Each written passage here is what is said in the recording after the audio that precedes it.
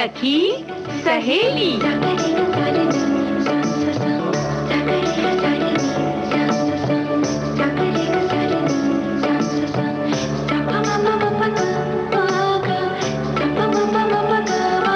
सखी सहेली।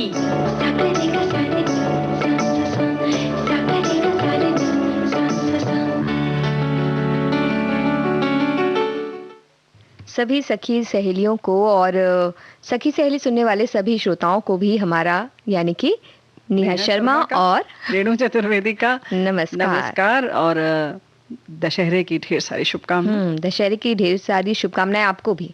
धन्यवाद नेहा, तुम्हें भी शुभकामना। थोड़ा सा इसलिए हम लोग हिचकिचा रहे हैं क्योंकि बहुत सारे लोगों ने कल मना लिया, कुछ लोग आज कह रहे हैं, तो फिर डर लगता है कहीं ऐसा ना हो कि देर आ गए देर आए, या यूं कहें कि जब समय गुजर गया तब क्यों दे रहे हैं बधाई। लेकिन फिर भी बहुत सारे लोगों का व्रत उपवास 9 दिन चला और उसके बाद दशहरा मनाया। तो दशहरे से हमने क्या सबक सीखा? ये तो हम बताने ही वाले हैं आज, लेकिन अगर हमें पहले से पता चले कि बाकियों ने क्या क्या सीखा है तो फिर अच्छा हो जाएगा, ज्यादा अच्छा होगा। तो बाकी कुछ नहीं, हमारे ही अपने परिवार के लोग यानी कि हमारे जो श्रोता है फेसबुक पर सखी सहेली का जो पोस्ट है उसमें बताएं कि क्या सीखा। तो हम लोग फिर कार्यक्रम के अंत में उस पर चर्चा करेंगे और क्या क्या सीखा, ये तो बहुत महत्वपूर्ण है। लेकिन वहीं जब लंबा उपवास है उसके बाद बहुत सारे लोगों ने तो वैसे आज उपवास समाप्त किया होगा, लेकिन फिर भी अभी बहुत सारे लोग हैं और किन किन चीजों का ख्याल रखना चाहिए हम उस पर चर्चा करेंगे। और वहीं हम कुछ जीवन के मूल मंत्र के चर्चा करेंगे। जी, अब देखिए मूल मंत्र लेकर आ कौन रहा है अच्छा, ये भी सस्पेंस है। लेकिन हाँ, मूल मंत्र में एक और बहुत महत्वपूर्ण चीज जो है वो ये है क्षमा।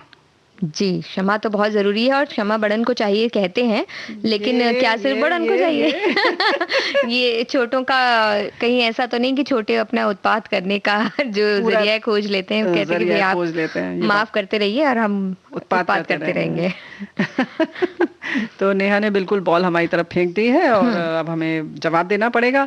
तो ठीक है, आप उत्पात करें, लेकिन हमें लगता है कि आप करें उससे बेहतर ये है कि जो उत्पात करता है वो छोटा है उम्र से, मन से, और जो क्षमा कर देता है वो बड़ा है।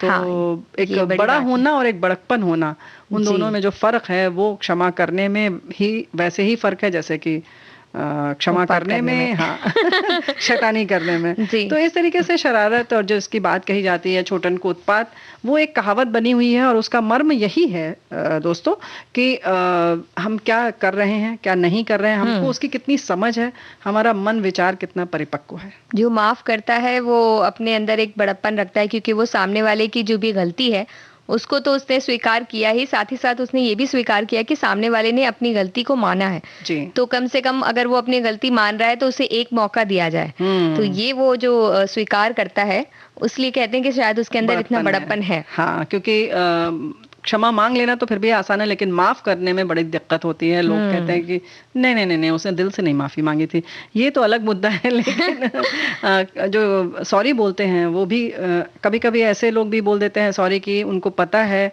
मतलब अधिकतर तो यही होता है कि जब हमारी गलती होती है तो हम क्षमा मांग लेते हैं, है ना नेहा? लेकिन मांगते कैसे हैं, वो भावनाएं क्या है, वो भी बहुत जरूरी है। जी, मायने तो रखती है, क्योंकि कई बार ऐसा होता है कि सॉरी बोलना है तो हम चलते चलते सॉरी सॉरी सॉरी सॉरी बोलते जाते हैं, लेकिन उसका मतलब उतना ही होता है जितना कि हम कुछ जैसे कि हम अगर यात्रा कर रहे हैं और किसी के पैर से हमारा पैर टकरा गया और हमने सॉरी बोला और आगे बढ़ गए, हमने देखा भी नहीं कि उनको कितनी चोट आई है, या हमारे सॉरी बोलने से या हमारे क्षमा मांगने से उनकी चोट में कुछ मरहम लगा या नहीं, मतलब उससे मुतमईन हुए कि नहीं, उससे आश्वस्त हुए कि नहीं कि नहीं कोई बात नहीं, ठीक है चोट लगी थी कोई बात नहीं, लेकिन तुमने सॉरी बोल दिया ठीक है। हमने वो देखने की भी जरूरत महसूस नहीं की, हो सकता है कि वो हमारे क्षमा मांगने से और ज्यादा नाराज हो चुके हों। तो ये कभी कभी जैसे जो नेहा तुम कह रही हो ये वही वाला है कि हमने रास्ते चलते किसी से ठोकर लगी और हमने उसको सॉरी बोला और हम आगे हम अपनी तरफ से जो हमारे कंधे पर जो एक छोटा सा बोझ था, मन पे जो छोटा सा बोझ था कि भाई किसी को लग गई हमारी वजह से, तो हम ठीक है सॉरी कह दिया तो बस हो गया ना। ये भी कह सकते हैं कि कभी कभी ऐसा भी लगता है कि एक दुनियादारी निभाई, औपचारिकता निभाई और आगे बढ़ गए, हमने उसको बोझ भी नहीं समझा, बोल पाए तो बोले, नहीं बोल पाए तो नहीं बोले, कोई बात नहीं। और कई बार तो इतना चलते चलते इस तरह से माफी मांगी जाती है कि हाँ। मान लीजिए पैर में चढ़े हम पहले पहले डब्बे वाले के और आगे पहुंच गए 3 हाँ। सीट पार करने के बाद सॉरी वो सुनाई चौंक दिया रहा है उनको। कि नहीं, वो चौंक रहा है कि हमने हमारे संग तो इन्होंने ऐसा कुछ नहीं किया, कितने बड़े महान है कि हमें क्षमा मांग रहे हाँ, हैं वो हमसे, माफ कर देते हैं। माफ कर देते हैं। तो कुछ ऐसी भी चीजें तो वो होती पाप हैं। और पुण्य मिक्स होके पुण्य में बदल कुछ जाता है, तो बच जाते हैं। खिचड़ी बन जाती है। नहीं, बिल्कुल खिचड़ी बन हाँ। जाती है। तो ये बात तो है कि हम कभी-कभी बिल्कुल सामान की तरह से सौंप देते हैं क्षमा को कि चलिए हम माफी मांग रहे हैं, तो ऐसे ना करें। दूसरा एक क्षमा जो मांगता है, सॉरी बोलता है, वो ऐसा होता है कि कभी-कभी उसको थोड़ी दुविधा रहती है कि हम गलत थे या नहीं थे, फिर भी वो क्षमा मांग लेता है। तो वो भी अच्छा है कि आपको थोड़ा डाउट है कि पता नहीं इसमें मेरी गलती थी, नहीं जी। थी, फिर भी क्षमा मांग लिया। तो ये मान के चलिए कि हर समय ऐसा नहीं है कि आप गलत हो तो ही क्षमा मांगे। कुछ जी। चीजें ऐसी भी होती हैं कि एक समय की नजाकत को देखते हुए, समय के महत्व को देखते हुए क्षमा मांगी जाती है। कई बार बात खत्म करने के लिए भी सॉरी बोल दिया जाता है कि भाई अब ये बात बढ़ती जाएगी और हमारे पास कुछ भी नहीं है बोलने के लिए, जी। तो कौन कौन से तर्क रखे जाएं, इसलिए पहले सॉरी बोलिए और आप निकलिए। इस बात से हमारे बहुत सारे श्रोता जो हैं वो लिखने वाले हैं कुछ ना कुछ ऐसा। लिखने वाले हैं, कोई हाँ, बात नहीं, बिल्कुल। बहुत कहेंगे अच्छे कि अच्छे भाई हम ही माफी मांगते हैं, क्योंकि वो एक आम मतलब सखियों के लिए ऐसी आम धारणा ऐसी कहा जाता है कि भाई गलत जो भी हो माफी तो आदमी ही मांगता है। वो अच्छा, वाली ऐसा जो एक है? है वो ऐसा है? चलती। जी जी, अक्सर कहते हुए मिलते हैं सुनते कई हैं, हमारे बिल्कुल। कि बोलते कि भाई गलती किसकी भी हो, गलती नहीं होती घर पुरुष में, को ही मांगना सिर्फ पुरुष पड़ता को ही है। माफी मांगनी हाँ, तो पड़ती इसमें है। कहा जाता है कि जो हम तीसरे तरह की गलती की बात करें, पहली क्षमा तो ये है कि जब हम गलत होते हैं तब हम मांग लेते हैं माफी, तो भाई जाहिर है उसमें कहते हैं बहुत विनम्रता झलकती है। जी। दूसरा ये कि आपको डाउट है, कहीं से दुविधा है कि आप गलत हैं या नहीं है, फिर भी आप क्षमा मांग रहे हैं। तीसरा वो जो आप गलत नहीं होते हैं तो भी आप क्षमा मांग लेते हैं, तो वही जो तुमने जो कहा ना कि पति हमें उस पता होता है श्रेणी में कि आते हैं, जी, पति उस जी, श्रेणी जी, में आते हैं। जी। तो हमें लगता है हमारे बहुत सारे श्रोता खुश हो रहे होंगे, लेकिन ऐसा नहीं है। ये जो क्षमा मांगने वाली जो बात होती है, अक्सर तो हमें लगता है कि हमारी बहनों को विचार अपना देने का मौका भी नहीं मिलता, या उनकी तरफ कोई नजरें भी नहीं डालता कि क्या हुआ उनके दिल पर। पहले ही माफी मांग ली जाती ना, तो वो ऐसा भी होता है कि पूरी बात ही नहीं सुनना है, पहले माफी मांगा, ठीक है माफ कर दो भाई, वो चलो अब और- आगे लगते हैं। वो और तकलीफ दे जी। होता है, हमें लगता है कहीं ना कहीं ऐसा लगता है कि कोई तो हमारी बात सुन ले। तो किस तरह से हम क्षमा मांग रहे हैं, ये बहुत क्षमा महत्वपूर्ण मांगने है। के साथ साथ ये भी जरूरी है कि किस तरह से सामने वाले को क्या महसूस हुआ आपके हाँ, उस क्षमा से कि आपने माफी मांगी है, तो वो माफी उस तरह से मांगी कि नहीं, उस हाँ। भावनाओं से मांगी कि नहीं जो सामने वाले को चाहिए थी उस वक्त। इसमें ये कह सकते हैं कि ऐसा कुछ नहीं है कि बहुत उम्मीद की जा रही है, आशा की जा रही है, बल्कि एक सामान्य सी प्रक्रिया है, और जिसमें ऐसा लगता है कि अगर जब आप दिल से मांगते हैं तब बात दिल तक पहुंचती है। जी। आप अगर औपचारिकता कर रहे हैं तो वो सिर्फ सतही तौर पर रह जाती है, और वो कहीं ना कहीं तकलीफदेह होती है। इसलिए वो कहते हैं बाद में बात निकल निकल के आती है कि नहीं भाई उस वक्त ऐसा हुआ था, ऐसा हुआ था। क्योंकि वो बात वहाँ खत्म नहीं हो पाई है, बात अभी भी जारी है और वो चल रही है वो सारी बातें, तो इसलिए वो बाद में वो रहता है ना कि अभी उस दिन जब लड़ाई हुई थी तो क्या क्या हुआ था। अच्छा, क्योंकि उस तो दिन फिर बात से नहीं हुई थी पूरी, टेप रिकॉर्डर पुराना वाला चलने हाँ। लगता है ना। तो भाई ऐसा है कि इन सब चीजों पर हम थोड़ी सी और चर्चा करेंगे, लेकिन हमें लगता है एक बीच में थोड़ा सा गीत अगर सुन लें तो ये जो बात है कम बढ़ेगी आगे। हाँ चलिए जल्दी से।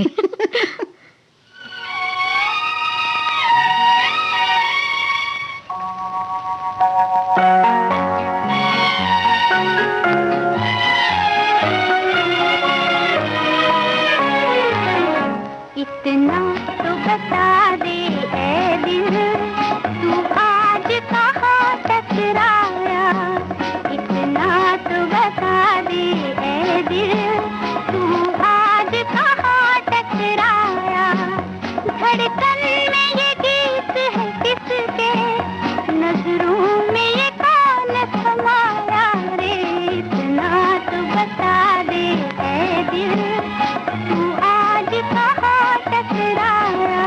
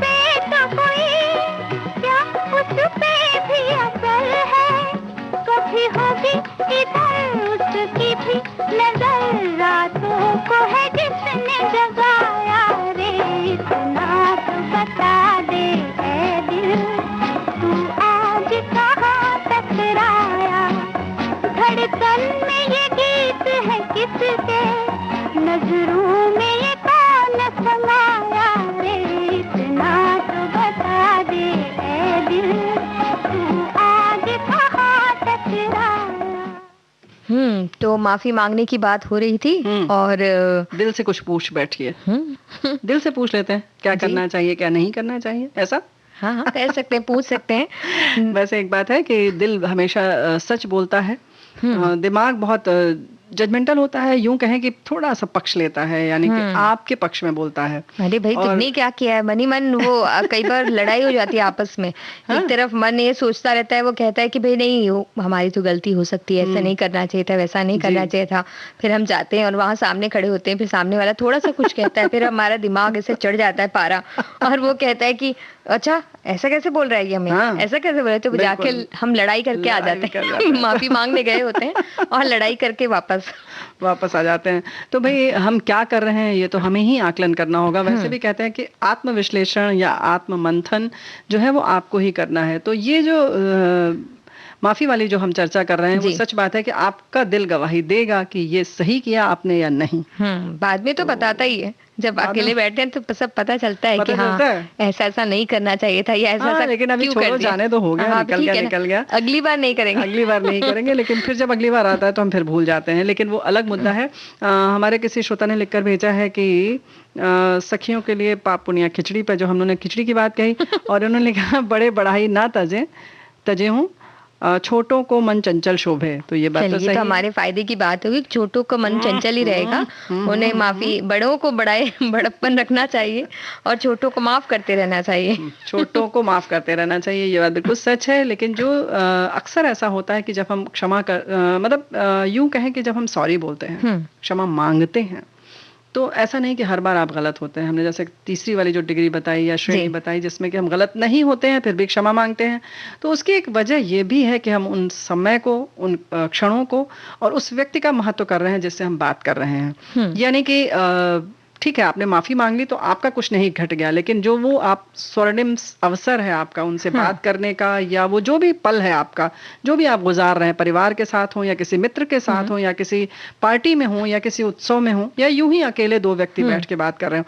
तो आपके लिए क्या महत्वपूर्ण है उस समय? बिना माफी मांगे गुस्से में मुंह फुला के एक दूसरे के इधर उधर नकारात्मकता बढ़ा देना और ज्यादा, या कि आप उस बात को खत्म करके उस समय की कीमत को समझते हुए, उसके महत्व को समझते हुए उसको आप तरजीह दे रहे हैं, उसको महत्व दे रहे हैं, है ना? और इससे ये भी होता है कि कई बार रिश्ते भी बच जाते हैं, क्योंकि बहुत सी चीजें होती है जो छोटी सी अनबन, मतलब बहुत ही छोटी मामूली, जिस पर हम कभी ध्यान भी ना दें, ऐसी चीज होती है और फिर मन में बैठ जाती है, और एक बार मन में बैठ गई तो फिर वो कहीं ना कहीं खटकती रहती है, फिर वो प्रेम नहीं बना रहता है। लेकिन हमने अगर माफी मांग ली, बिना, हमें पता हम गलत नहीं है, पर एक माफी हमने मांग ली अपनी तरफ से कि ठीक है, अगर तुम्हें ऐसा लगता है तो हमने माफी मांग लेते हैं, तो भी एक अलग सी इज्जत बढ़ जाती है, अलग सा एक कह सकते हैं कि अलग सा एक रिश्ता बन जाता है। और कहीं ना कहीं नेहा, अगर हम गौर करें तो हम ये देखते हैं कि हमने सोचा कि हमने दूसरे को सुकून दिया, या हमारे एक मित्र ने लिखकर भेजा भी है फेसबुक पर कि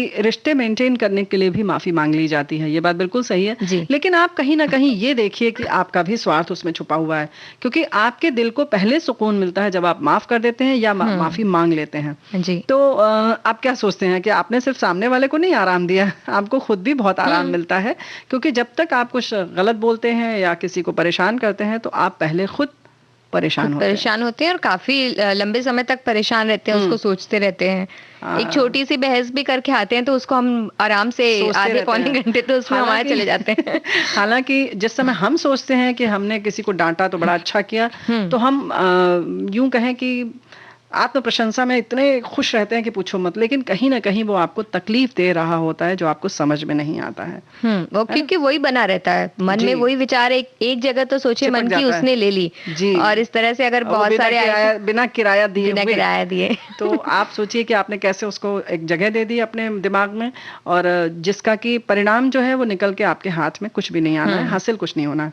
तो इन सारी चीजों पर सिर्फ इसलिए हम चर्चा कर रहे हैं कि ये सब मूल मंत्र जो हैं उन सबको कैसे हम समझें और अपनी रोजमर्रा की जिंदगी को कैसे बड़ी आसान बना सकते हैं, है ना? बड़ी आसानी से हम उसे कर सकते हैं। और साथ ही हम जब माफी की बात कर रहे हैं तो ये भी सोचें कि जिनसे माफी मांगी उन तक माफी पहुंची कि नहीं अच्छी तरह से, वो तो बहुत महत्वपूर्ण है। उन्होंने उस वक्त ठीक है कह दिया, हमने बोला चलो होगी बात खत्म। अरे हम तो कभी 4 बार बोल देते हैं, और हमने कहा था कि हमने तो 4 बार माफी मांगा, और उससे ज्यादा मजेदार तो ये होता है कि एक बार माफी मांगते हैं, दोबारा कहते हैं माफी मांग तो रहे हैं, अभी आप इतना देखिए बड़ा ये जो एहसान टोन है तुम्हारे पर हमने किया और नहीं, तुम्हें और ये माफ नहीं कर टोन देखिए आप अपने जी। बोलने की, भैया माफ कर दो बस, जैसे हम हो लोगों ने तो पहले गया, चर्चा की थी। माफी तो मांग ली, हाँ, और क्या, आप और क्या। और क्या चाहते हो? हाँ, तो मतलब ये तो यही चाहिए था, लो। लो, दे दिया हमने, ये सामान तुम्हें चाहिए था, ये हमने रख दिया तुम्हारे सिर पर। हम्म तो भाई इस तरीके से किसी चीज को बोझिल ना बनाए, जो जिस शब्द का जो महत्व है उसके मर्म को समझें, उसके महत्व को समझें, हम्म और उसकी जो आत्मा है, हर शब्द की भी एक आत्मा होती है, उसकी समझें और उसको उसी तरह से इस्तेमाल करें, तभी तो है ना? पहुंचेगी, आपकी भावनाएं पहुंचती है तभी तो। ये बात तो बिल्कुल सही है नेहा। तो भावनाएं तो पहुंचती ही हैं, और हम आज चर्चा और भी कुछ मूल मंत्र कुछ और भी देने वाली हो जी, नेहा। जीवन का मूल मंत्र देने वाले हैं जो बहुत ही जरूरी है। जरूरी है, हम्म ये तो हमारे श्रोता बाद में बताएंगे, अभी तुमने कैसे कह दिया बहुत जरूरी। हम तो अपनी तरफ से कह देना। अच्छा, ऐसा? बाद में हम देखेंगे कि जैसे माफी मांगने के बाद माफी मिली कि नहीं, वैसे ही मूल मंत्र बताने ये के देख बाद लीजिए छोटों का उसका फायदा बड़प्पन हुआ कितना है, देख लीजिए छोटों का बड़प्पन क्या नहीं है नहीं, ही है। छोटे छोटों का मन चंचल रहेगा, ऐसा कहा गया है। तो वो छोटे चंचल रहेंगे और उत्पाती भी हो सकते हैं कभी उत्पाती कभी। भी हो सकते हैं, और ये श्रोताओं के कहने पर नेहा बड़ी कूद रही हैं, बहुत खुश हैं। चलिए कोई बात नहीं, बहुत कूदो मत, गाना सुनवा दो पहले, है ना? जी।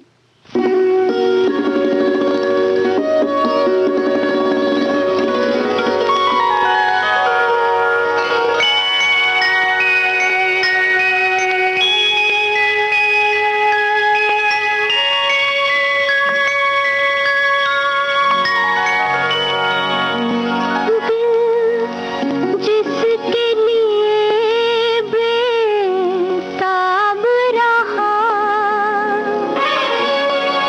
धुंधला धुंधला हर ख्वाब रहा।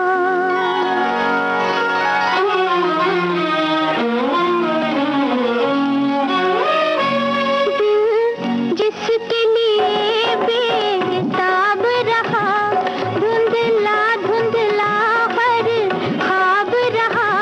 वो रात अचानक आई है, दिल जिसके लिए बेताब रहा, धुंधला धुंधला हर ख्वाब रहा।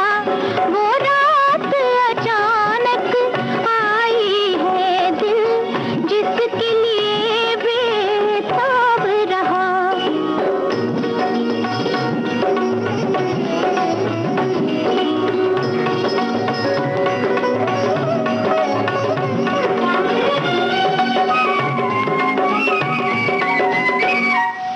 राहों में तेरी दिल को बिछाया मैंने, तुझको बुलाती रही है निगाहें।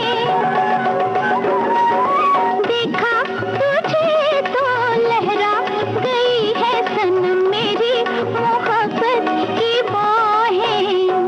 दिल जिसके लिए बेताब रहा, धुंधला धुंधला हर ख्वाब रहा। वो रात अचानक आई है, दिल जिसके लिए बेताब रहा।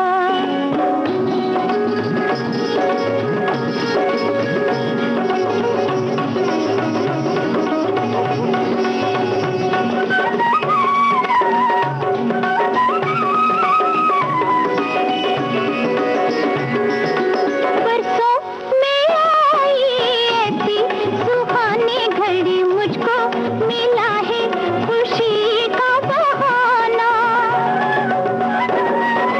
तुझको कसम है मेरी वफा की, मेरे पहलू में आके न जाना। दिल जिसके लिए बेताब रहा, धुंधला धुंधला हर ख्वाब रहा। वो रात अचानक आई है, दिल जिसके लिए बेताब रहा, धुंधला धुंधला हर ख्वाब रहा। वो रात अचानक आई है, दिल जिसके लिए बेताब रहा। तो रेणु जी, हमारे एक श्रोता ने लिख भेजा है कि बचपन में उन्होंने पढ़ा था कि बड़े बड़ाई ना करें, बड़े ना बोलें बोल, रहीमन हीरा कब कहे लाख टका मेरा मोल। क्या बात है, ये बात तो सही है कि हीरा कब कहता है कि मैं इतना मूल्यवान हूँ। तो इसलिए बड़े लोगों को अपनी बहुत बड़ाई नहीं करनी चाहिए। बड़प्पन इसी में है कि वो अपने आप ही साबित हो जाए, अपने आप ही सामने आए। हाँ। क्योंकि नहीं कहने से बहुत सारी बातें सामने आ जाती हैं। जी हाँ, बल्कि हमें तो लगता है कभी-कभी जब खुद हम अपनी तारीफ करते हैं तो हमें लगता है भाई सामने वाला अब क्या कहेगा, जब आप ही ने सब कुछ कह दिया तो। फिर वो एक कहते हैं ना कि लेकिन फिर भी हम ऐसे तो नहीं हैं। फिर उसके बाद सामने से तारीफ आती है, अरे नहीं नहीं आप तो इस तरह से। तो हाँ, वो ये एक तो तरीका स्टाइल अलग है, वो स्टाइल बिल्कुल अलग है। जी। ये नेहा का स्टाइल है। और त्योहारों की बात हो रही है तो हाँ। परिवार की बात ना हो ऐसा तो हो नहीं सकता। ऐसा तो बिल्कुल नहीं हो सकता, क्योंकि हमारी एक सहेली ने लिखकर भेजा है कि मैं परिवार के सदस्यों की उपस्थिति के महत्व को इस बार बहुत ज्यादा समझती तो रही होंगी, लेकिन इस बार इनको तकलीफ हुई, क्योंकि इन्होंने लिखा कि किसी कारणवश मैं घर नहीं जा पाई और अपनी जेठानी के घर, जहां पर घर के सभी सदस्य इकट्ठा हुए थे। अच्छा। और ये नहीं जा पाई और ये बता रही हैं कि मुझे इतना दुख हुआ कि मैं शब्दों में नहीं कह सकती। मेरे पास छुट्टियां भी कम थी, पर अकेलापन इतना साल गया मुझे कि मैं क्या कहूँ। मेरे लिए परिवार का महत्व मेरी सांसों की तरह है। बिल्कुल सही बात उन्होंने कही, क्योंकि हम जब परिवार के साथ ये कुछ त्योहार ऐसे होते हैं जिसमें हम परिवार के पास पहुंच जाते हैं। हाँ। और वहां जाकर बड़ी आनंद से बैठते हैं, नए कपड़े पहनते हैं, घूमते हैं फिरते हैं, कुछ भी लग जाते हैं, दिन भर काम भी कर रहे हैं तो ऐसा लगता है कि हाँ कर रहे हैं, कुछ लगे हुए हैं सबके साथ। और जो घर की सजावट होती है सब लोग मिलजुल कर करते हैं, या जैसे लगता है कि हर कोना सा जाग गया है, सब इकट्ठा हो जाते हैं परिवार के लोग, तो लगता है जैसे कोना कोना है ना एकदम खुश है ना। कोई ऐसा नहीं लगता कि, और नहीं तो कहीं ना कहीं मन के कोने में भी ऐसा कुछ रहता है कि अच्छा फला नहीं आ पाया, या खुद ना पहुंचो तो है ही, लेकिन वहीं ये भी होता है कि जहाँ सब परिवार के सदस्य लोग इकट्ठा हैं उनको भी आपकी याद आती रहती है। और जो नहीं आता है उसको बहुत से लोग ऐसे भाई बहन वाले इस तरीके के होते हैं, वो लोग मैसेज कर करके फोन कर करके जलाते भी हैं कि आप नहीं आ पाए हो। तो ये वाला भी जो मजा, हाँ तो जो साथ में होते हैं, जो साथ में होते हैं उन्हें इस बात में भी मजा आता है। तो कई बार हम उस तरफ होते हैं, कई बार हम इस तरफ भी होते हैं। ये नेहा जो है ना, ये इस तरीके की शैतानियां करती हैं तो भाई श्रोता, लेकिन आप इस तरीके का कर सकते हैं, कभी कभी करना चाहिए। जब साथ में है, परिवार के साथ है, तो इसका भी एक अलग ही आनंद होता है। हाँ, और जो दूर बैठा है थोड़ा बहुत चिढ़ता तो है, लेकिन इसी बहाने आप बात कर लेते हैं उनसे, भले उनको चिढ़ाने के लिए या उनका मजा लेने के लिए, तो वो भी व्यस्त रहते हैं और कहीं ना कहीं चिढ़ते हुए भी वो मजा आता है, आपके साथ इन्वॉल्व रहते हैं, तो उन्हें लगता है कि आपकी उनकी उपस्थिति वहां पर है। और एक परिवार में ऐसा संवाददाता की तरह का होता है, कोई बच्चा होता है या बच्ची होती है, वो फोन कर करके जो नहीं आया उसे सारी जानकारी देती है कि आज क्या क्या हुआ है और क्या क्या नहीं हुआ, और आपको किसने किसने याद किया, क्या क्या कहा आपके बारे में, सारी बातें बताती हैं वो। और ये भी बताते हैं कि बुआ आपको किसी ने आज याद भी नहीं किया, पूरे दिन वाला भी करते हैं। ऐसा भी होता है। और सब चीज बनी थी, आपकी पसंद की खीर तो बिल्कुल बनी थी, आप सोच नहीं सकती। तो ये सारी चीजें भी होती चलती है। साथ ही साथ परिवार के साथ में त्योहार जो मनाते हैं उसमें बड़ा मजा तब आता है जब एक तो सारे बच्चे मिल जाते हैं इतने दिनों के बाद। हाँ। और जो बड़े होते हैं वो भी बच्चे ही बन जाते हैं। हाँ। तो वो भी एक होता है। तो हम अगर हम अपने मम्मी पापा के साथ में गए हुए हैं तो देखने मिलता है कि ये जो दिन भर ऐसे डांटते डपटते रहते हैं उनको भी कई बार डांट पड़ जाती है। अच्छा। दादी होती है, नानी होती है, दादाजी होते हैं, नाना जी होते हैं, तो वो डांटते हैं, वो डांट देते हैं, बड़ी बुआ है तो वो डांट देती हैं। उनके घर का नाम लेके बुलाते हैं तो फिर हमें लगता है अच्छा पापा का ये नाम है, ये अच्छे छोटे छोटे नाम। हाँ, छोटे छोटे नाम होते हैं। कभी कभी लाड़ में मम्मी को कोई और उनकी मतलब बड़ी बहन वगैरह कुछ और बुलाती होंगी, बचपन का कुछ नाम लेके चिढ़ाती होंगी, वो सब बहुत सारी चीजें बचपन वाली भी पता चल जाती हैं, बड़े बहुत सारी खुल जाती है, राज खुल जाते हैं जो हमें शायद अकेले बैठ के पता ना चले। तो मतलब हम लोग आज ये बताने जा रहे हैं श्रोताओं आपको कि मतलब परिवार का, बड़े परिवार का ये फायदा है कि आपको मम्मी पापा के राज पता चलते हैं और घर के नाम पता चलते हैं और बचपन की बातें पता चलती हैं, बचपन की बातें, और एक दूसरे को चिढ़ाया जाता है।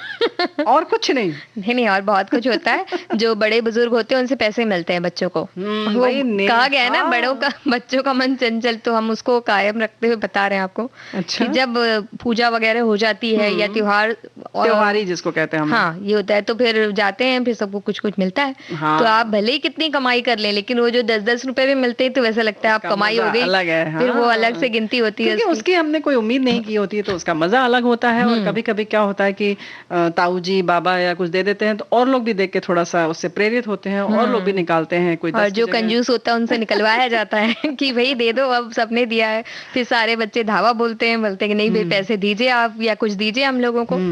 तो वो भी एक अलग आनंद है। क्या बात है, ये सारे आनंद जो हैं वो वाकई हमें बचपन में ले गए, और अभी कितना हो पाता है कितना नहीं हो पाता है, लेकिन उसके साथ साथ नेहा एक बात और है कि वहीं पर हमें इस तरह से मिलजुल के रहने, और भी जो हमारे चाचा ताऊ के बच्चे होते हैं उनके साथ रहने की, परिवार के और सदस्यों के संग मिलजुल के खाने की, कभी खाना कम पड़ जाता है कभी ज्यादा हो जाता है, उन सब में कैसे सामंजस्य स्थापित किया जाए, कैसे एक सहिष्णुता की भावना भी आती है। कभी सोने की कोई जगह नहीं मिलती है तो कोई भी चादर ओढ़ लिया और सो गए, तकिया नहीं मिली तो दो तकिया, एक तकिया में ही दो लोगों का सिर टिका है, रात में पता लगा एक तो जमीन पर है सिर, दूसरे का तकिया पे है, तो कुछ इस तरीके की व्यवस्था सुबह उठ के उसका मजाक भी बनाया जाता है कि इसने ऐसा ऐसा किया था रात में। अच्छा, उसमें भी रात में ये भी पता चलता है कि किसकी किसकी पैर मारने की आदत है, लात मारने की। वैसे भी कहते हैं जब पैर गतिशील हो जाते हैं तो उन्हें लात कहा जाता है।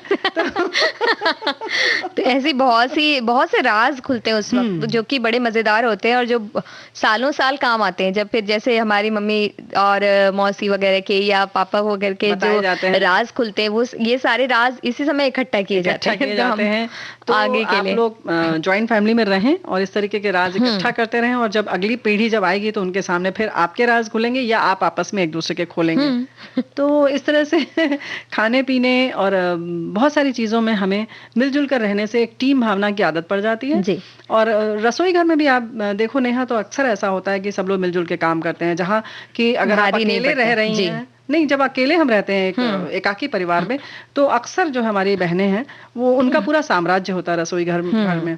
तो उसमें कहीं पति तो बहुत दूर की बात है, मतलब बच्चों को भी नहीं घुसने देती हैं, बेटी को भी नहीं घुसने देती हैं, क्योंकि तुम आती हो तो रसोई घर बिगड़ जाता है, बिल्कुल नहीं चलेगा। तुम पूरी छानती हो तो घी उसमें तेल ज्यादा आता है। खासकर त्योहारों के समय तो पूरी रसोई उधर ही चली जाती है, शिफ्ट हो जाती है। बिल्कुल। तो अब यहाँ भी देखिए दुख झलक रहा है कि हमें तो घुसने ही नहीं मिलता है, घुसने को नहीं मिलता।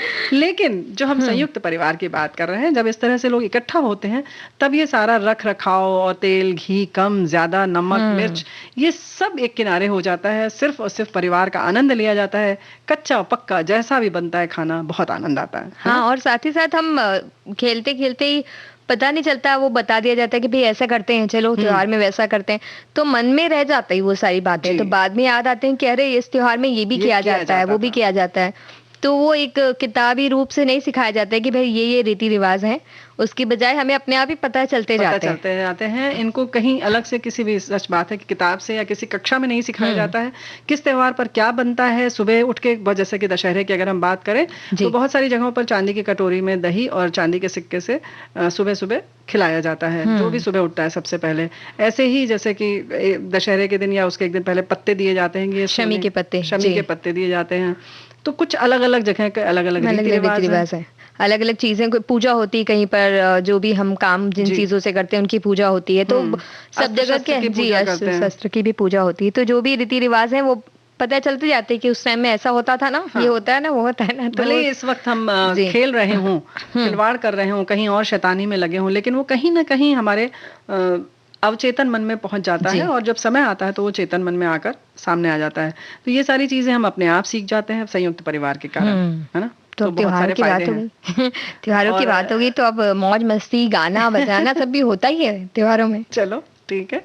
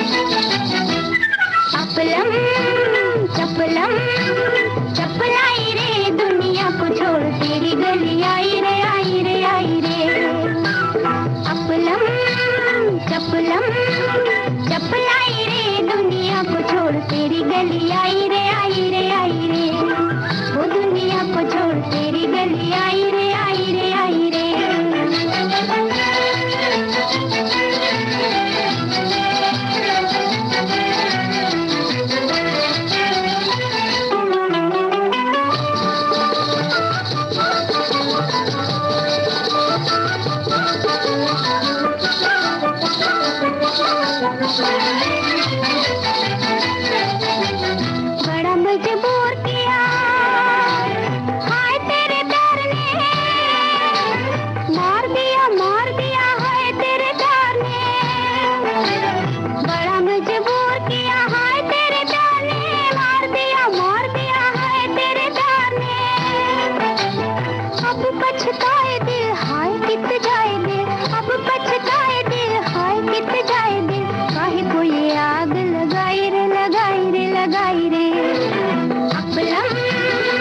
अबलम चपलाई रे दुनिया को छोड़ तेरी गली आई रे आई रे आई रे, वो दुनिया को छोड़ तेरी गली आई रे आई रे आई रे।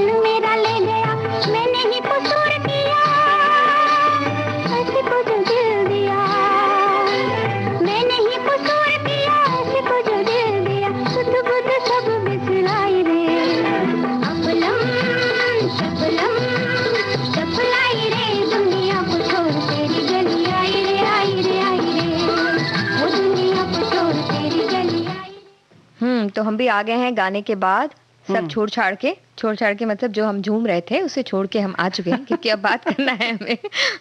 लेकिन जो हम त्योहार की बात कर रहे हैं उसमें सच में बहुत महत्वपूर्ण है कि हम किस तरह से हिलमिल के रहते हैं और बस बाकी सारी चीजें भूल जाते हैं इस मौके पर।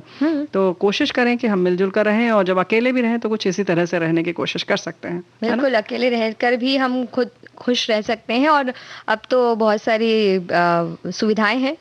वीडियो कॉल से जुड़ सकते हैं अपने परिवार के साथ और कई सारी चीजें हो सकती हैं। अब तो शादी ब्याह में भी वीडियो कॉल के जरिए बहुत सारी चीजें हो चुकी हैं। तो त्योहार है, हम साथ में मनाएं मिलके। तो हमारे बहुत सारे लोग लिख कर भेज रहे हैं कि दशहरे से हमने क्या क्या सीखा। तो ये कह रहे हैं कि दशहरा हमने मनाया और इस वर्ष ये प्रश्न किया कि मुझे अपने मन में किसी के लिए भी बुराई नहीं रखनी है। दूसरी बात ये कि माफी की बात है तो हम रोज ही भगवान से कहते हैं कि जाने अनजाने हमसे कोई गलती हो जाए तो माफ कीजिएगा। बड़ों से छोटों को माफी मांगने में कोई भी शर्म नहीं करनी चाहिए। बिल्कुल सही बात उन्होंने कही, क्योंकि जैसा कि हमने कहा कि जो भी माफी मांगता है उसके अंदर बड़प्पन होता है, माफ करने वाले के अंदर भी बड़प्पन होता है। उम्र का इससे कोई नेहा के मन में ये बात बिल्कुल है नहीं, ये सिर्फ ऊपर से कह रही है। कोई बात नहीं, खैर। लेकिन हमारे बहुत सारे श्रोता दशहरे के बारे में क्या क्या सबक मिला है बता रहे हैं। हमारे श्रोता कहते हैं कि बुराई कितनी बड़ी और शक्तिशाली हो लेकिन एक न एक दिन उसका अंत होता ही है। बुराई पर अच्छाई की जीत, यही है विजयदशमी की सीख। आज के दिन बुराई पर अच्छाई की जीत होती है और कभी ये मत कहो कि ये बुरा है वो बुरा है। हम में कितनी बुराइयां हैं हमें ये देखना चाहिए, सामने वाले में कितनी अच्छाइयां हैं ये देखना चाहिए। और कभी भी अहंकार या घमंड नहीं करना चाहिए। मन साफ रखना चाहिए और सबसे मिलजुल कर रहना चाहिए। ये बात बिल्कुल सही बात उन्होंने कह दी है, क्योंकि अगर हम जिसको नहीं पसंद करते हैं उसके अंदर भी बहुत सारे, हर एक के अंदर कुछ ना कुछ गुण तो होते ही हैं। जी हाँ, अब गुण तो हम खोज ही लेते हैं। वो तो हम खोज ही लेते हैं, लेकिन तारीफ की बात तो तब है जब आप गुण ढूंढें किसी में। वैसे भी कहते हैं कि बंद घड़ी जो होती है, जो जिसको हम बिल्कुल बेकार समझते हैं, वो भी दिन में 2 समय सही टाइम बताती है। तो बस ऐसा ही है कि सबके अंदर कुछ ना कुछ गुण तो होते ही होते हैं। ऐसा हमारी आंखों में कुछ एक्सरे होते हैं बहुत से लोगों के, शायद मेरे भी, शायद क्या हमारे में भी है कि हम लोगों को अवगुण जो है वो ऐसे छांट के निकाले। तो वो एक्सरे मशीन की तरह, ऐसी है जिसमें सिर्फ अवगुण आते हैं। अवगुण आ जाते हैं। वो अभी तक मशीन नहीं बनी जिसमें अच्छाई देखे। लेकिन फिर भी हमारी एक साथी लिखकर भेज रहे हैं कि रावण को जलाने से दशहरा पूर्ण नहीं होता, जी। वो तब पूर्ण होता है जब हम अपने अंदर के रावण यानी अहंकार को जला लें। बिल्कुल, जो अहंकार है वही कह सकते हैं वही रावण की जो भूल थी ऐसा हम कह सकते हैं, क्योंकि हाँ, नहीं तो बिल्कुल। वो बहुत ही बड़े विद्वान ज्ञानी, थे और बिल्कुल, उन्होंने इतनी अच्छी-अच्छी चीज़ों की रचना की। उनके शिव के भक्त थे और उन्होंने उनके लिए एक तांडव स्तोत्र जो बनाया वो आज तक सभी शिव पढ़ते तांडव हैं उसको, जी, शिव जी। तांडव स्तोत्र को। और यहाँ तक कि जब उन्हें राम ने तीर मारा, श्री राम जी ने, तो उसके बाद भी उन्होंने लक्ष्मण जी को भेजा कि भई उनसे ज्ञान लेकर आओ, ज्ञान उनके लेकर पास आओ। ज्ञान क्या है। तो वह ज्ञानी बिल्कुल तो है। सही बात है, ज्ञानी तो थे, लेकिन अहंकार की जो बात है वो बिल्कुल ये सबसे बड़ा सबक है कि इसमें हमें अपने अंदर के अहंकार को समाप्त करना होगा। और जब हम अपने अंदर के अहंकार को समाप्त करेंगे तो जैसे पहले किसी ने हमारे साथी ने लिख कर भेजा कि हम दूसरे की अच्छाई देखेंगे, तो अहंकार जब समाप्त हो जाएगा तो जाहिर है कि हम सिर्फ और सिर्फ दूसरे की अच्छाई देखेंगे और कमियों की बात नहीं करेंगे, बल्कि हमें ऐसा लगता है। कमियां तो सभी में होती है, कुछ ना कुछ कमी तो होती है, और जी। कहते हैं कि भाई ये इंसान जो है वो गलतियों का पुतला है। ऐसा कितनी अच्छी अच्छी बात है ना। जी हाँ, ये ये बात तो सारी है। चीजें याद कर लेनी चाहिए, जब गलती होती तो ऐसी सारी चीजें बोलनी चाहिए। तो ये मेरा मूल मंत्र है। जीवन का मूल मंत्र तो अलग है, लेकिन अलग ये है, हमारा लेकिन मूल व्यावहारिक मंत्र रूप से कुछ और करती हैं हाँ। नेहा, लेकिन उसके साथ साथ एक बात और है कि हम जब इस दशहरे की बात करते हैं तो वैसे भी कहते हैं कि ये तो बड़ा बचपन से हम अपने निबंध में लिखते आए हैं कि बुराई पर अच्छाई की विजय का प्रतीक है, या यूं कहें कि पाप पर पुण्य की विजय का प्रतीक है, असत्य पे सत्य की असत्य विजय पर का। सत्य की विजय का है। वैसे ही अगर हम ज्ञान की बात करें तो एक ज्ञान का प्रचार प्रसार हो और अज्ञानता समाप्त हो। अज्ञानता क्या है? ये अहंकार, घृणा, ये सारी जो चीजें हैं ये अज्ञानतावश ही हम करते हैं। अगर हम अगर सच में हमें अगर हो जाए तो शायद हम घमंड या अहंकार जैसी चीज से बहुत दूर हो जाएंगे। हाँ, क्योंकि वास्तव में जिसे ज्ञान प्राप्त होता है वो जी। तो बताता ही नहीं कि उसको ज्ञान प्राप्त हो गया है। हाँ। अगर हम किसी भी साधु सन्यासी को देखते हैं, किसी बौद्ध भिक्षु को देखते हैं, तो वो कभी इस तरह से कहते हुए नहीं दिखते आपको कि हमें ये मिल गया, हमने ये हाँ, किया, हमने इनको बिल्कुल। देखा, या हम आँख बंद करते हैं तो हम पहुंच जाते हैं 7 समुंदर पार तुरंत। वो ये सारी चीजें नहीं बोलते, वो बिल्कुल। शांति से बैठे रहते हैं, चुपचाप बैठकर वो अपना जो भी उनका जप तप है, जो भी है वो करते रहते हैं। आप उनके आगे पीछे से घूमिए। आत्मविश्लेषण करना कहते हैं, या जो भी उन्हें जो भी अपना अभ्यास करना है उसे करते हैं, उसको किसी को जताने की जरूरत नहीं होती है। कई बार तो वो अपने आंखें खोलकर भी नहीं देखते। आप उनके आगे पीछे से आना जाना भी अगर करते हैं तो उन्हें कुछ, जैसे मान लीजिए, कुछ आभास ही नहीं होता। वो अपनी ही एक दुनिया में है और उन्हें उस चीज से मतलब ही नहीं कि वो उसको साबित करके दिखाएं कि हमें क्या क्या प्राप्त हो गया है, क्योंकि उन्हें और प्राप्त करना है। और प्राप्त करना है, क्योंकि वो बराबर अध्ययन में लगे हुए हैं, ज्ञान की खोज में लगे हुए हैं। और ऐसे ही जैसे बहुत सारे साइंटिस्ट का हमने सुना है कि उन्हें बिल्कुल आभास नहीं होता था कि अगर वो अपने कार्य में लगे हैं। डॉक्टर एक का तो नाम नहीं याद है, जैसे कि उन्होंने कहा कि उनका ऑपरेशन होना था, उन्होंने कहा ठीक है मैं ये सवाल हल करता हूँ, आप मेरा ऑपरेशन करिए। वो उसमें इतना ज्यादा जुड़ जाते थे कि उन्हें कुछ आभास नहीं होता कि उनके शरीर पर क्या हो रहा है। तो कुछ इस तरीके की भूल के पूरी तरह से हाँ, तन्मयता होती है। संगीत में भी कुछ ऐसी ही सिफत है, ऐसी खूबी है कि जब संगीत अगर आदमी करता है तो जाहिर है कि उसको कुछ भी सुध-बुध नहीं रहती है। तो कुछ इस तरीके की चीजें हैं। लेकिन अभी हमारे जो अहंकार की बात है, हमारे एक मित्र लिख के भेज रही हैं, आड़ मानी झगड़ा टूटा। तो अगर हम अड़ गए तो झगड़ा हो जाता है। झगड़ा टूटा तो नहीं, हमें लगता है हो जाता है, ऐसा है। कुछ भाषा आपकी स्थानीय है। खैर, इन्होंने बिल्कुल लिखा और यही ये कह रही हैं कि हमें अच्छाइयाँ ही देखनी चाहिए।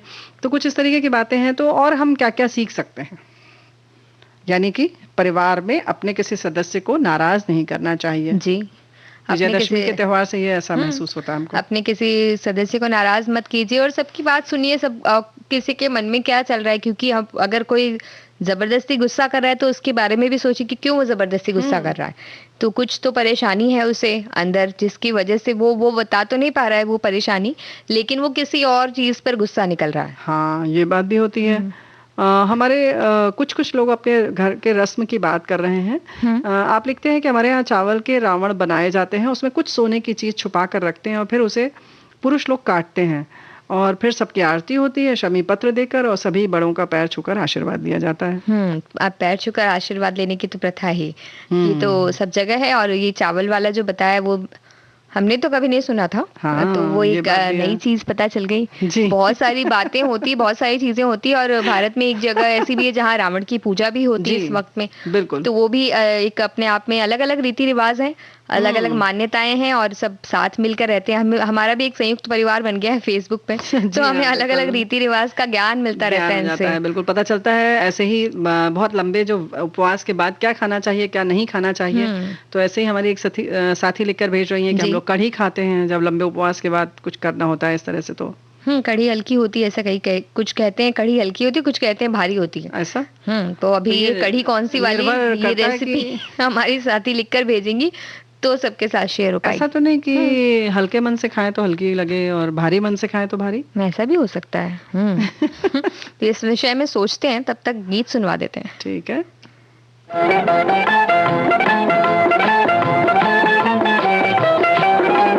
एक नजर किसी ने देखा और दिल हुआ दीवाना, है बात बस इतनी सी और बन गया अफसाना। एक नजर किसी ने देखा और दिल हुआ दीवाना, है बात बस इतनी सी और बन गया अफसाना।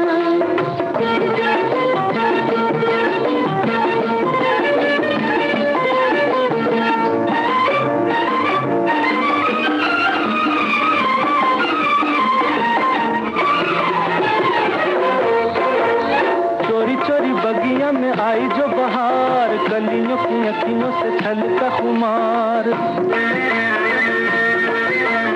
चोरी चोरी बगिया में आई जो बहार, कलियों की अखियों से छलका खुमार।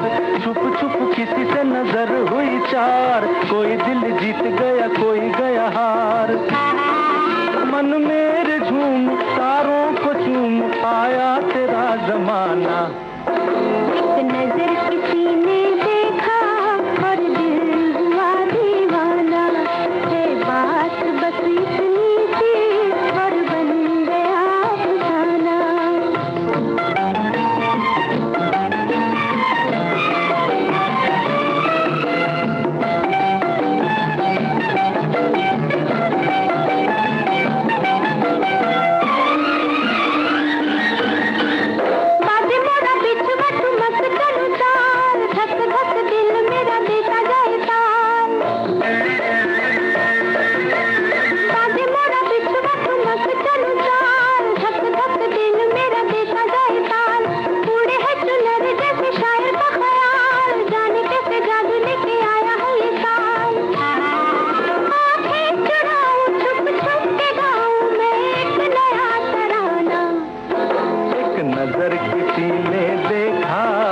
दिल हुआ दीवाना, है बात बस इतनी सी और बन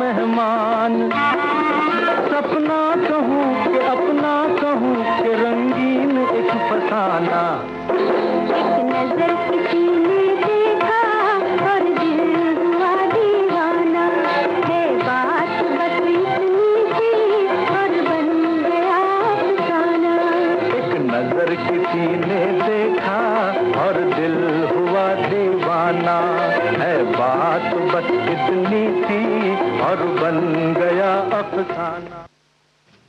तो हमारे कई श्रोता ने बहुत सारी बातें हमें लिख लिख के भेज रहे हैं ना।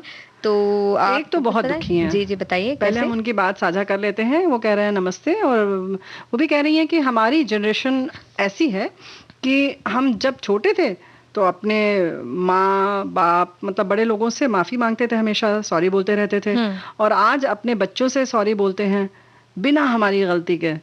तो ये तो बात तो बड़ी गंभीर है, सोचने वाली है। लेकिन वही हमारे दूसरे मित्र लिखकर भेज रहे हैं कि माफी मांगना बहुत बड़ा काम है और माफ करना उससे भी बड़ा काम है।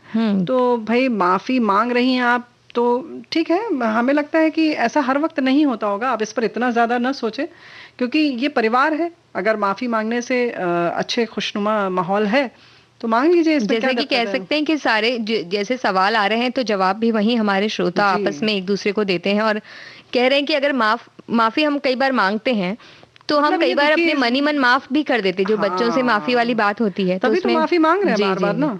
कहीं ना कहीं लगता है कि हाँ बच्चे हैं, कोई बात नहीं, बच्चे हैं कोई बात नहीं, उनकी खुशी में ही हमारी खुशी है, ऐसा सोच के हम माफी मांग लेते हैं। तो फिर वही वाली बात है कि माफी अगर हमने मांग ली तो ठीक है, हम छोटे हो गए तो कोई बात नहीं। बस मन में दुख मत पालिए, छोटे तो कैसे हुए, माफी मांगने वाला तो बड़ा होता है, क्योंकि छोटन को तो उत्पात है ना। तो इसलिए आप बड़े जो हैं वो माफी मांग कर भी वो एक तरह से उन्हें माफ कर रहे हैं कि ठीक है तुम्हारी गलती है पर हमने तुम्हें छोड़ दिया, क्या माफ बात किया। वो एक तरीके से इस तरह से अगर आप इस विचार को सोचेंगे कि आपने माफी मांगी लेकिन दरअसल आपने ऐसा किया कि आपने उन्हें माफ किया है, माफी मांगी नहीं, बिल्कुल, माफ किया है। बहुत बड़ी बात है। ये बात बिल्कुल सही है कि ये मान के कि चलो जो भी चीज है, मतलब हम इस वक्त इस परिस्थिति को हटा रहे हैं या जी यूं कहें कि टाल रहे हैं। ऐसा लगता है कि टालने से चीज कभी कभी बहुत अच्छे से सुलझ जाती है। जैसे हमने कहा ना कि बहुत सारी चीज समस्याएं जो होती हैं वो सिर्फ टाल देने से समाप्त भी हो जाती हैं। तो जी अगर आपको लगता है कि आपके माफी मांगने से वो समस्या समाप्त हो रही है तो आप सोचिए कि आपका ही परिवार बहुत खुशी से रह हाँ, रहा है। आपका ये और बड़प्पन है कि आप परिवार को संभाल के चल रहे जी, हैं। जब आप बड़ों के साथ थे तो आप उनकी इज्जत करके आप उनकी बातों को मानकर चल रहे थे, और अभी छोटों को आप देख रहे हैं कि जहाँ उनकी गलतियां हैं या जहाँ आपको ऐसा लगता है कि उन्हें कुछ समझने की जरूरत है, हाँ, तो किसी ना किसी वक्त उन्हें वो समझ आती है। तो वो जी। समझ उन्हें जरूर आएगी और उस वक्त आपको गर्व होगा अपने ऊपर कि आपने इस तरह से सारी परिस्थितियों को संभाला था। अच्छा एक बात, हाँ बिल्कुल, ये तो बात तो है ही, लेकिन इसके साथ साथ एक बात और है नेहा, हमें लगता है कि ये तो हमारी अम्मा लोग भी कहती थी कि हम लोग बड़ों से भी दबते थे, तुम लोगों से भी दब रहे हैं, और हमें लगता है कि अक्सर शायद क्या ये हर जनरेशन में ऐसा लगता है। जी उसके साथ साथ एक बात और है कि जैसे कहा ना तुमने कि हमने माफ कर दिया और सोच लिया, ठीक है आपने बच्चों से माफी तो मांग लिया उस जी समय स्थिति को, लेकिन अगर आपको लगता है वाकई कि ये गलत हो रहा है तो एक दिन जिस समय स्थिति बिगड़ी हुई हो या कहीं कहासुनी चल रही है या कोई बहुत गर्मजोशी से बात चल रही जी है, उस समय इस बात को न करें, बल्कि अलग से बैठ के और एकदम ठंडे दिमाग से प्यार से इस बात को रखें कि भाई देखो इस तरह से नहीं चलेगा, आप भी हमारी स्थिति को समझिए, ऐसा ऐसा है। तो उसको स्पष्ट भी कर लेना चाहिए। जी अगर आपको ज्यादा तकलीफ है तो इसको ज्यादा बड़ा घाव हाँ, ना मन ही बनने मन दें। अगर आप जी, इस बात को अगर आप परेशान है, स्वीकार नहीं कर पा रही हैं और आपको ऐसा लगता है कि ये ज्यादा हो रहा है, बुरा है आपके लिए, जी, तो अपने मन को हल्का कीजिए। जब वक्त ऐसा हल्का फुल्का वक्त हो तो बता हाँ, दीजिए उन्हें ये बात, तो वो भी नहीं, आपकी बात को बिल्कुल, जरूर समझेंगे। बिल्कुल, बिल्कुल। घर में अगर मतलब चाहें तो आपके पति साथ में बैठे या जो भी घर में बड़ा सदस्य है या आपके हम उम्र जो हैं, वो दोनों लोग बैठे साथ में, बच्चों को साथ में बैठाएं। और कभी-कभी तो नेहा हमें लगता है कि जहां पर ये स्थिति है कि आपको लग रहा है कि आप सही हैं और बच्चों को लग रहा है बच्चे सही हैं, तो आप दोनों की स्थिति सामने रखें और खुद दें कि आप बताओ कि कैसा तुमको लग रहा है। जी एक निर्णय की घड़ी उनके सामने भी रख सकती हैं आप, उनको मौका दें कि तुम बताओ कैसा लग रहा है, ऐसा हमको महसूस हो रहा है, क्या गलत महसूस हो रहा है या सही महसूस हो रहा है। तो कभी ऐसे भी आप बात कर सकते हैं या तो कर सकती हैं। हो सकता है कि वो अपना नजरिया आपको बताएं। तो हाँ, जो हम बात कर रहे थे कि जीवन का मूल मंत्र क्या है, तो वो नजरिया ही है कि आप किस तरह से अपने नजरिए को थोड़ा सा बदल के देखें कि आप हम यहाँ मान के बैठे, उनकी बात नहीं है। बहुत से लोगों की ऐसी हम सोच होती है, विचार बहुत से लोगों के मन में आते हैं कि भाई हम ही माफी मांगे जा रहे हैं हर वक्त। लेकिन नेहा इसके से उल्टे एक बात और हम ये कहना चाहते हैं कि हो सकता है कि बच्चों ने आपके नजरिए से कभी समझा भी नहीं। हाँ जब आप अपनी स्थिति बताएंगी या बताएंगे तो हो सकता है कि क्योंकि वो जिस उम्र में है वो आपकी उम्र की चीज को नहीं समझ सकते, आप उनके उम्र की वस्तु को समझ सकते हैं, उनके मन की स्थिति को समझ सकते हैं, लेकिन वो आपके मन की स्थिति को नहीं समझ सकते। कई बार तो ऐसा होता है कि हम भी जो अब हो सकता है हमसे भी जो 5 साल या 10 साल छोटे, उनकी बातों को हम भी कई बार नहीं समझ पाते हैं, क्योंकि अब उस वक्त जब हम उस उम्र में थे, उस उम्र में चीजें ही अलग थी ना, तो अभी की चीजें अलग हो गई। नई जनरेशन का पक्ष रख रही हैं और हम पुरानी जनरेशन का। लेकिन आप ये सोचिए अभी मेरी जनरेशन भी जो है उसमें से भी अगर हम 10 साल पीछे जाते हैं, इतना बदलाव हो चुका है इस वक्त में, बहुत ही जल्दी बदलाव हुआ है, इतना बदलाव हुआ है। लेकिन नेहा फिर भी हम एक बात और फिर से कहना चाहते हैं कि जो हमारा नजरिया है, हम बच्चों को कह सकते हैं कि बेटा आपके इस तरह से कहने से हमने उस समय माफी तो जरूर जी। मांग ली, लेकिन एक घर के बड़े होने के नाते, आपकी माँ होने के नाते या आपकी बड़ी बहन होने के नाते ये हमें अच्छा नहीं लग रहा है, हमको जी। कष्ट हुआ। ये घर की खुशी के लिए हमने उस समय माफी जरूर मांगी थी जी। और हमने आपको माफ भी कर दिया, सब कुछ है। लेकिन बेटा अगली बार से आप इस बात को ख्याल रखना। तो यह हो सकता है कि अच्छा, अब तो बच्चे सोचेंगे अच्छा हाँ ऐसा हो सकता ये है। बताना बहुत जरूरी है जी। ताकि उन्हें पता चले कि आपको उनकी इस बात से मनस्थिति परेशानी क्या थी। हुई है। जी। तो वो बात तो सामने जानी ही चाहिए, जी। नहीं तो उन्हें शायद इस बात के बारे में पता ही नहीं होगा। जब जी पता हाँ, ही नहीं तो होगा तो वो कैसे उसको महसूस करेंगे। ये एहसास बताना जरूरी है। और वहीं जब हम इसकी बात कर रहे हैं तो एक बहुत अच्छी बात ये भी है कि जब बच्चे कुछ अच्छा करें तो वो भी बताएं कि अरे वाह, जब तुम उस समय चॉकलेट लाके तुमने मुझे खिलाया था ना, हाँ। तो बहुत अच्छा लगा था। घर तुम्हें में अच्छा थोड़ा लगा था। तनाव था और तुम बाहर से गई और तुम जहाँ फटाक से तुमने एक चॉकलेट खरीदी 10 रुपए की और लाके हमको दिया, तो बिल्कुल सारी जो परेशानी थी वो एकदम छूमंतर हो गई। तो कुछ जो अच्छा लगता है वो भी उतने ही प्यार से बताएं। ऐसे ही जो तकलीफ जी। दे है वो बातें भी जरूर साझा करें। परिवार का मतलब यही है कि हम दुख सुख साथ में बिताएं। बिल्कुल। और अभी हमने इतना लंबा उपवास किया है तो दुख सुख साथ ना रहे या भार ना हो, इसके लिए हमें बड़ा हल्का हल्का खाना चाहिए। इसके बारे में तो बताने वाले थे हम। हाँ, क्योंकि आपने उपवास के समय बहुत भारी भारी खाया। ऐसा? नहीं नहीं, उपवास के समय हमने नहीं खाया। बहुत से लोगों ने नहीं खाया, बहुत से लोगों ने सचमुच भारी भारी खाया, क्योंकि बहुत सा उपवास इसलिए किया जाता है कि आज बनेगा क्या। हाँ, लेकिन जो हम बात करना चाह रहे जी। हैं कि अगर आपने हल्का भी खाया है, क्योंकि आपके शरीर को आदत पड़ गई है बहुत हल्का खाने की, तो एकदम से आप भारी खाते हैं जी। तो भी दिक्कत की बात है। और वैसे भी कहते हैं अनाज जो होता है उसमें बहुत गर्मी होती है। ये जो अनाज हम प्रतिदिन खाते हैं उसमें बहुत गर्मी होती है, तो उसको हमें जब शुरू करते हैं 9 दिन बाद या 5 दिन के जी। उपवास के बाद, जितने दिन के भी उपवास के बाद, तो हमें बहुत संभल के ये ध्यान रखना चाहिए कि हमें क्या खाना है क्या नहीं खाना है, नहीं तो बीमार पड़ सकते हैं। बिल्कुल, धीरे धीरे अगर हम खाने की ओर जाएं, क्योंकि बहुत से लोगों ने तो इस तो वक्त जैसे अन्न हल्का का में क्या त्याग कर खाना दिया। चाहिए? हल्के में हम खा सकते हैं, बहुत ज्यादा मसालेदार चीजें ना खाएं, हल्की फुल्की, जैसे रोजाना हम घर में जो बनाते हैं दाल चावल सब्जी रोटी खा सकते हैं आराम जी। से। लेकिन अगर हमने बस छोले पूरी बना ली, या पूरी तो बनती ही है कई जगह पे, तो पहले उपवास तो टूटता ही पूरी से है बहुत से लोगों जी। का, तो वैसे ही वो भारी हो जाता है। हाँ, लेकिन फिर कोशिश करें कि कुछ जी। फल वगैरह खा लें, या कभी कभी कुछ काढ़ा आदि पिया जाता है सुबह, या लौंग ऐसे जैसे कुछ ऐसा खा लें। और एकदम से ज्यादा ना खा लें एक साथ, थोड़ा थोड़ा खाएं, एक एक बार में थोड़ा थोड़ा, थोड़ी मात्रा में खाएं, थोड़ी थोड़ी और वैसे भी उपवास टूट चुका है तो हम कितनी बार भी खा सकते हैं। ऐसा। तो इस बात का ख्याल रखें कि खाना तो घर में ही है, जी। और हम जब मर्जी जो भी मर्जी बना सकते हैं। तो कुछ दिनों के लिए, मान लीजिए कि एक हफ्ते के लिए आपने हल्के खाने, जो घर के खाना आजकल तो सब घर में ही खा रहे हैं, तो आजकल घर में बहुत सारे पकवान बनाने लगे हैं, जी। तो वो सब ना करके हल्के हल्के खाने जो भी है, हम चपाती खा लिया, दाल खा ली, जी। सब्जी जो होती है सब्जी थोड़ी ज्यादा खा लेते हैं, हाँ। तो इस सब चीजों से हमारा पेट संभल जाएगा, और उसके बाद फिर हम जो खाते हैं वो खा सकते हैं आराम से। नहीं तो पहले क्या होता था कि अक्सर यही होता था कि जिस दिन उपवास खत्म हुआ उस दिन सीधा हम बाजार में गए और जितना हो सकता था, जो जो छूटा था वो हम सब खाने लगते हैं ना। वो पूजा देखने जाते थे ना, तो इस वक्त तो उतनी चहल पहल नहीं हो पाई, लेकिन अगर चहल पहल बहुत ज्यादा होती थी, सब बाहर जाते थे, बाहर खाना पीना शुरू हो जाता था, और उसके बाद में फिर जो बेचारे पेट की हालत होती थी उसके बारे में तो वो भी जानते हैं और हम भी जानते हैं। वो भी जानते हैं। लेकिन जो कढ़ी की बात बराबर हो रही है कि महाराष्ट्र में कढ़ी ली जाती है, खाया जाता है, बहुत हल्की होती है, तो क्या उसको बनाना बता दें?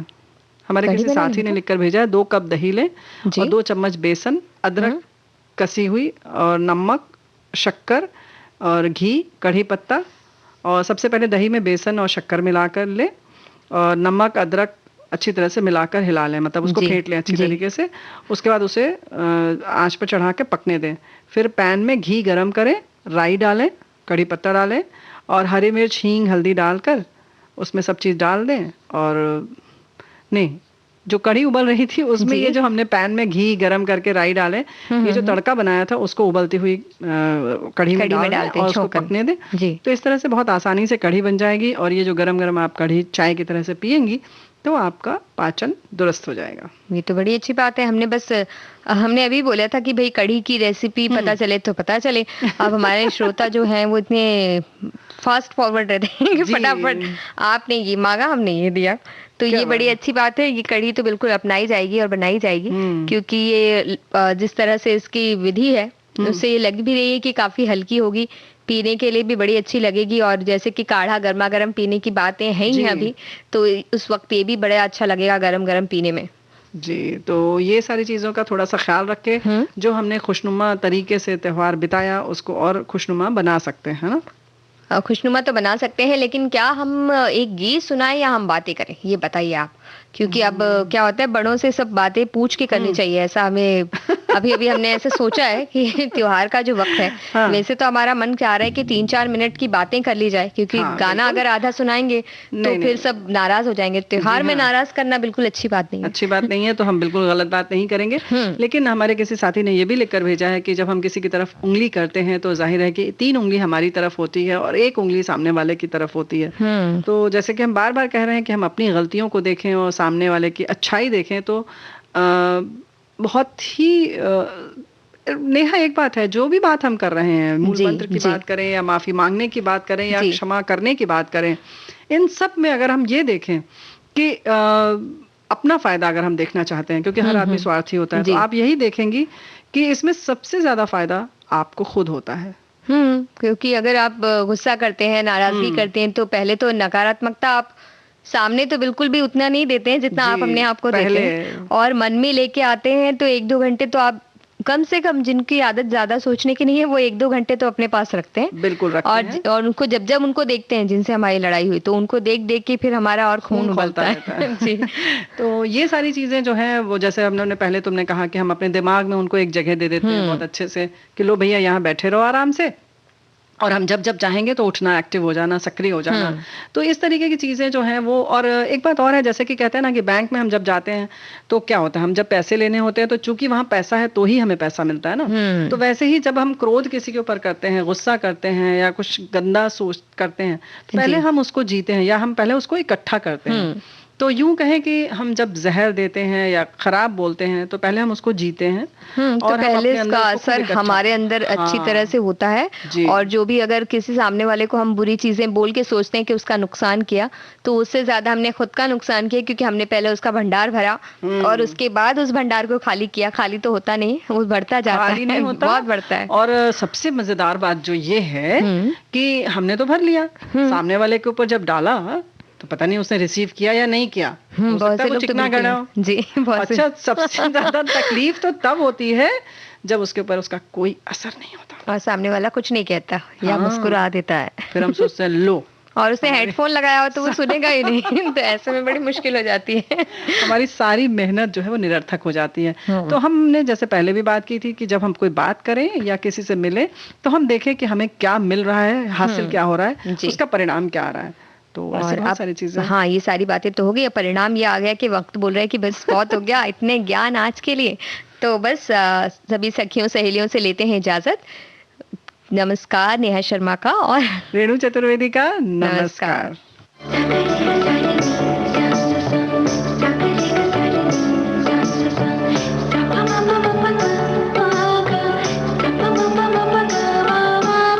सखी सहेली।